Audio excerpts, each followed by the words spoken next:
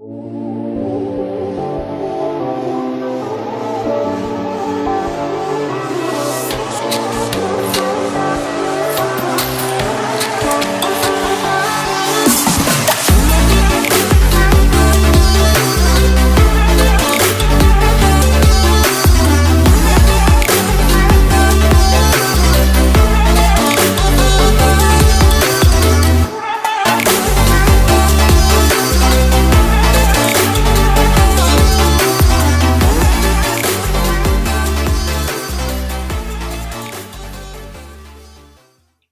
CHS, my name is Lexi Moore and welcome back to CHTV's Eshow. Although we're still not in school, CHTV is here to deliver you the latest in Carmel news, sports, and entertainment. Thank you for joining us. We hope you all had an amazing spring break and are ready to dive back into e-learning. In national news, from day one we knew that the coronavirus was more lethal to older people and those with chronic diseases, but now scientists are looking for genetic clues from those who were seemingly healthier and younger but still ended up with a severe case. The focus of a new study is to gather genes from healthy younger patients who still suffered from the virus. Their genes will be shared to research centers around the world for study. Project leaders have plans to expand the study to family members who have been exposed to another family member with the virus, but ended up not getting sick. Hopefully, scientists can continue these strides and develop a stronger grasp of this virus. With the COVID-19 virus putting a lot of people out of work or cutting salaries, President Donald Trump signed a $2.2 trillion stimulus package into effect last month. The package hopes to help those with low income who are struggling to get essential needs. The package specifies that single adults with an income under $75,000 will receive a $1,200 check and an extra $500 for every child. As of today, Wednesday, more than 80 million Americans should be receiving checks from the federal government in their bank account. Also, Treasury Secretary Steve Mnuchin stated that the Internal Revenue Service is launching a website today for those with questions about these payments. Hopefully, these checks can help out those who are in need of some financial support. With many CHS students and teachers being concerned about school being canceled for the remainder of the school year, Sammy and I sat down with Dr. Harmis for some updates. Let's take a look. So, hello Carmel, this is Sammy and Lexi from CHTV, and today we're here with Carmel High School Principal Dr. Harmis. Today, we'll be discussing some plans for the future of this school year with updates on the 2020 graduation, the new grading policy, and more. So first, Dr. Harmis, how are you doing? Are you and your family handling the quarantine well? Well, we're handling as well as we possibly can. We're trying to get outside as much as we possibly can, and whether that's yard work or a walk or whatever, because the four walls of the house getting a little small right now. With the weather, hasn't done very well for us, but I'm excited to get outside anytime I can. Yes, me too, definitely. The first topic we want to cover is the 2020 graduation ceremony. Right now it is scheduled for May 31st. However, many students are concerned about the possibility of it being canceled. Do you have any updates or confirmations for graduation, and are there any alternative dates in mind? Well, I'm glad that you guys started with the easiest question. We've really been thinking about this. We've been really exploring what opportunities we would have or what options we would have.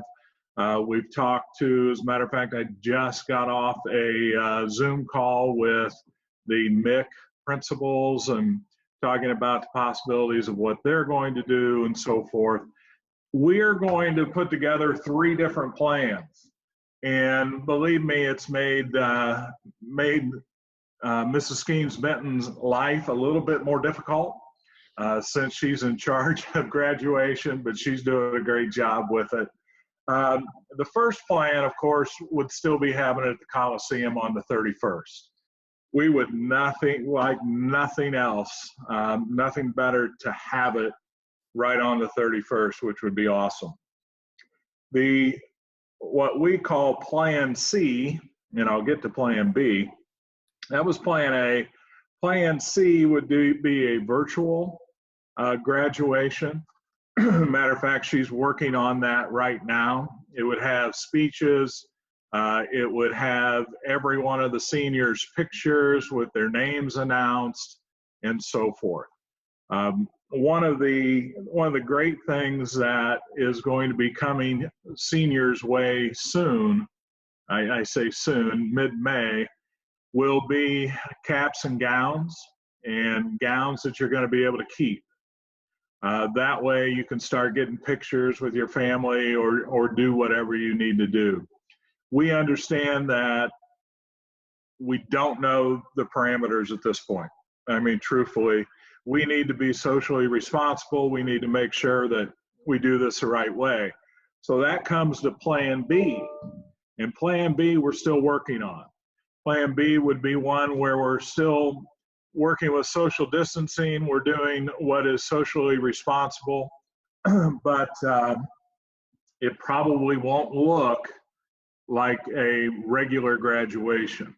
I say that, the Coliseum after the 31st is booked, and we're not going to be able to get there on the 31st.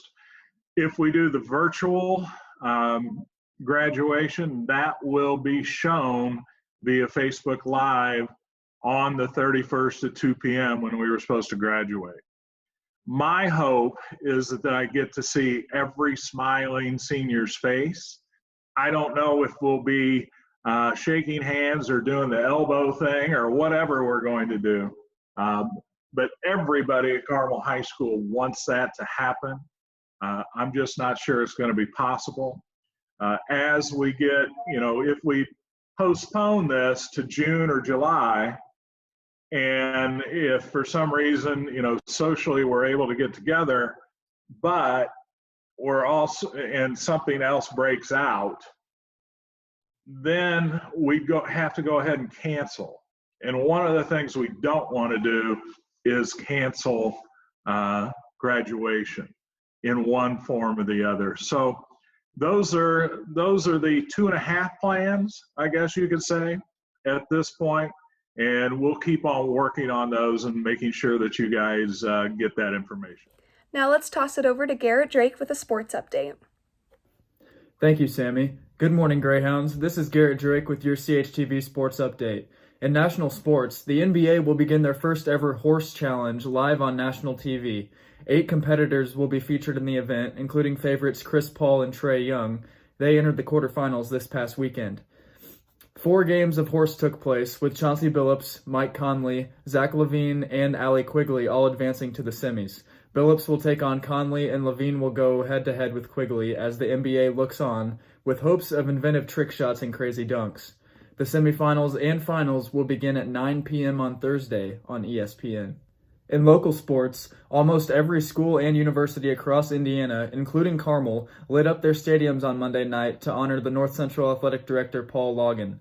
Logan passed away on Sunday following his battle with coronavirus.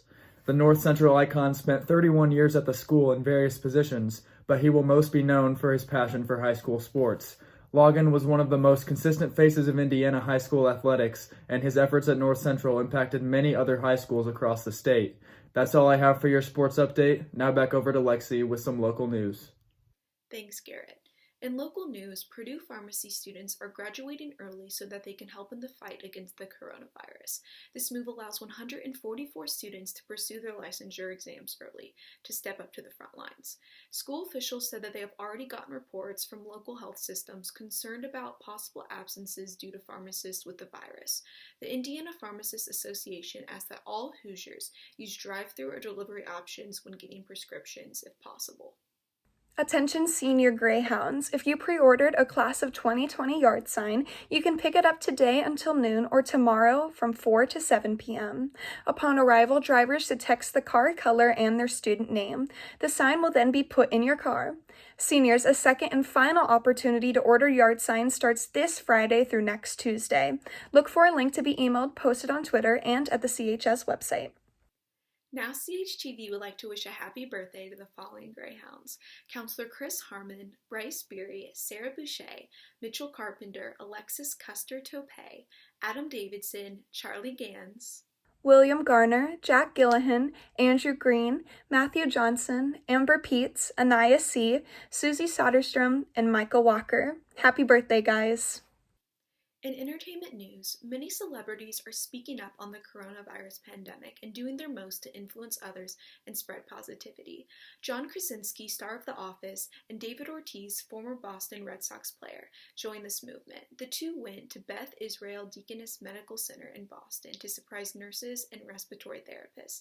They said thank you to these essential workers and told them how much they appreciate what they are doing. Small gestures like this one can make a huge difference in the lives of those who are risking their lives. Many TV shows and movies have had to postpone filming due to the coronavirus pandemic as well as social distancing protocols. But in spite of the outbreak, Amy Schumer and her husband, Chef Chris Fisher, are getting their own food show on the Food Network, self-filmed. Schumer said they are excited to be able to bring this entertaining and informative new show to viewers while stuck in their homes during the pandemic. Although no premiere date has been set yet, the show is set to air this spring. For updates and reminders about upcoming e-shows, follow us on Instagram at Carmel TV. Thanks for tuning in to CHTV. This has been Lexi Amore and Sammy McGee. Stay safe, Carmel, and have a great rest of your day.